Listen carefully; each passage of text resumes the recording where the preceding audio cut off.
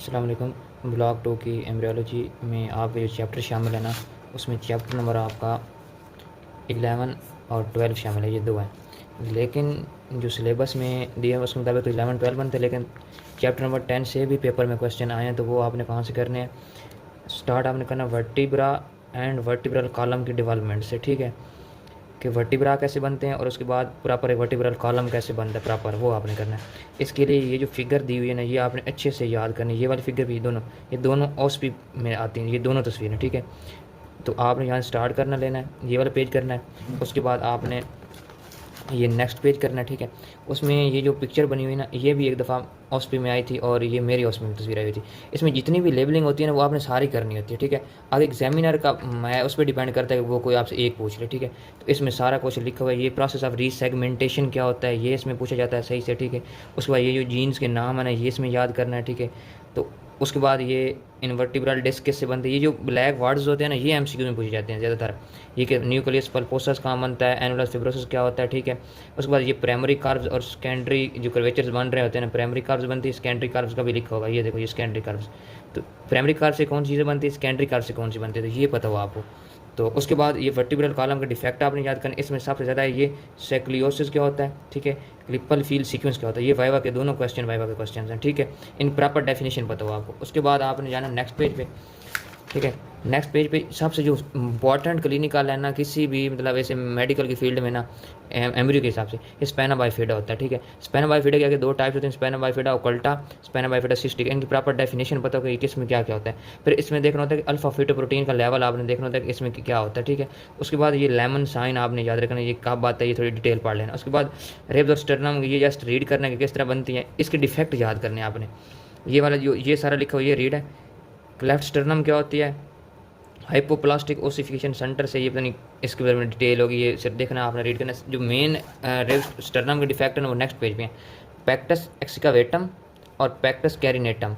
एक आपने देखा किसी की चेस्ट पीछे को मतलब धनसी होती है, पीछे को प्रेस होती है, तो एक्सकावेटम होता है वो, ठीक है। कैरिनेटम होता है कि जो चेस्ट होती है ना, वो इंटीरियरली ना प्रोजेक्टिंग स्टर्नम होती है। ये 2 आपने याद करने, पैक्टस एक्सकावेटम, पैक्टस कैरिनेटम। ये एक्स्ट्रा टॉपिक आपने इधर से करने, यहाँ से पेपर में क्वेश्चन आए हैं तो इसलिए मैं करवा रहा हूँ मार्किंग, ठीक है। उसके बाद प्रॉपर स्टार्ट होता है आपका मस्कुलर सिस्टम, ठीक है। तो मस्कुलर सिस्टम में आपने ये वाला जो डी होना टेबल, ये वाला ये अच्छे से याद करना, रीड। ये MCQ लिखे सारे MCQ हैं कि cardiac muscle, skeletal muscle, smooth muscle. ये स्केलेटल मसल कहाँ से बनते हैं, स्मूथ और कार्डिक, ये सब किस किस लेयर से बनते हैं और कौन सी लेयर होती है, मतलब वो जर्म की जो 3 लेयर थी उनमें से। फिर आता है स्केलेटल मसल। स्केलेटल मसल आपने देखा होगा, उसके लिए मैं आपको बता देता हूँ जो मेन चीज़ करने वाली है इसमें। मैंने अपनी बुक से बताता हूँ क्योंकि मेरी बुक थोड़ी गुम हो गई, तो मैंने इससे करवाता हूँ मार्किंग। अच्छा, ये वाला आपको पता होना चाहिए। इसमें जो सुमाइट होता है ना, वो स्मेटोमेयर्स बनता है, फिर उसकी एपिथिलाइजेशन होती है, फिर इसे बनता है स्क्लेरोटोम, ठीक है। स्क्लेरोटोम और डर्माटोम, ये 2 चीज़ें बनती हैं, ठीक है। अब डर्माटोम के आगे 2 पार्ट होते हैं, VLL और DML। ये क्या होता है, वेंट्रोलेटरल एंड डोर्सोमीडियल एज होते हैं, ठीक है। ये आप थ्योरी पढ़ोगे ना, उसके बाद ये आपने लिख लेना है, एपिथीलियम एपिथिलाइजेशन और स्क्लेरोटोम, डर्माटोम, ठीक है। अब डर्माटोम के आगे 2 पार्ट हैं, VLL और DML। अब जो स्क्लेरोटोम था ना, उससे रिब्स बनती है, ये आपने इधर लिख लेना और रट्टा यही लगाना है कि स्क्लेरोटोम से रिब्स बन गई। अब इधर फिर मैंने लिखा डर्माटोम है, उसका VLL और DML।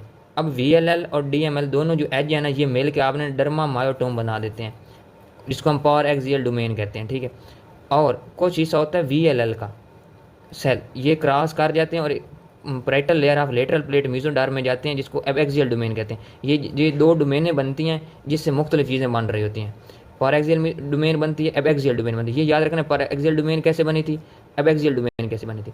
अब आगे टेबल आएगा, ये वाला टेबल, ये देखो, पर एक्सियल डोमेन, अब एक्सियल डोमेन, ये उसने सारा बताया हुआ है कि किस में से क्या क्या, कौन से मसल, कौन सी चीज़ें बन रही हैं। ये टेबल पे जितना वेरी वेरी इंपॉर्टेंट आप लिख सकते हैं ना, MCQs के लिए, वाइवा के लिए, ये मोस्ट इंपॉर्टेंट टेबल है, ठीक है। अब इसमें आपने करना क्या है, इधर मैं अपनी बुक से बता देता हूँ, ठीक है।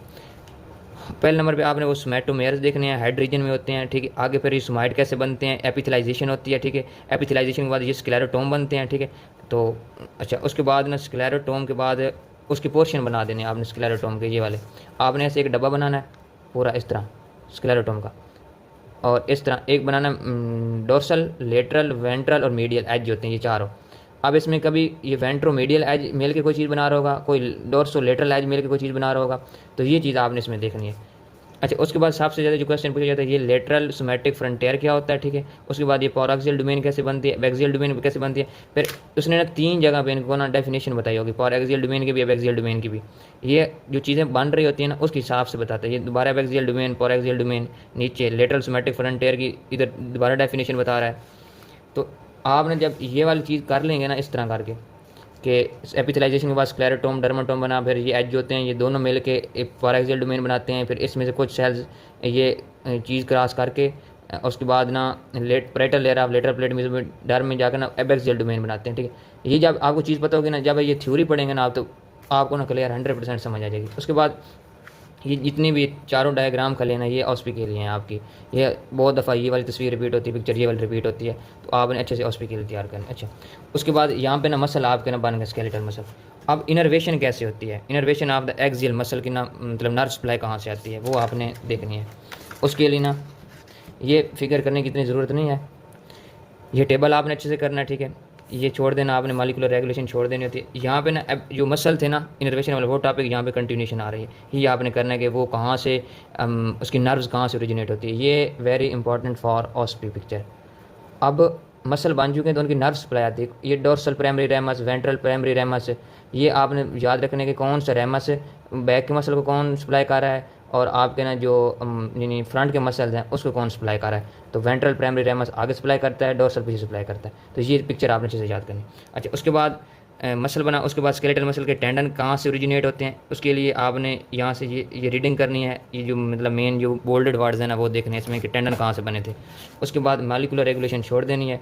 पैटर्निंग ऑफ मसल आपने ये रीड करना है कि इसकी मतलब पैटर्न कहाँ से बना था, ओरिजिनेट हुआ था, ठीक है। यहाँ से ये MCQ था, ये वाली लाइन, ठीक है। उसके बाद हेड के मस्कुलेचर के रीड करना है आपने, लिम्स के मस्कुलेचर, यानी मसल अब स्केलेटल बना रहा है वो सारे आपके। उसके बाद ये वाली आपने, अब इस टेबल की बात करूँ तो ये टेबल आपने नहीं करना, ठीक है। उसके बाद आ जाते हैं कार्डिक मसल कहाँ से बने थे, स्मूथ मसल। इसमें ना आपने जस्ट ये जो बोल्डेड वर्ड्स है ना इसके बारे में वो MCQs पूछेगा आपसे, आपने ये बोल्डेड वर्ड्स अच्छे से करने, ये MCQs के लिए सारा, ये भी MCQs के लिए रीड करना एक दफ़ा, ये भी MCQ के लिए एक दफ़ा रीड, एक दफ़ा पढ़ेंगे, हाईलाइट कर लेंगे, बाद में यही पढ़ लिया और आपको हो जाएगा। तो बस जो वाइवा में और मतलब ऑस्पी में आता है ये पोलैंड सीक्वेंस आता है एक क्वेश्चन वाइवा के लिए होता क्या है ये पोलैंड सीक्वेंस, प्रोन बेली सिंड्रोम क्या होता है, ये दोनों बहुत फेवरेट वाइवा क्वेश्चन है उसके और ऑस्पी के लिए दोनों के लिए।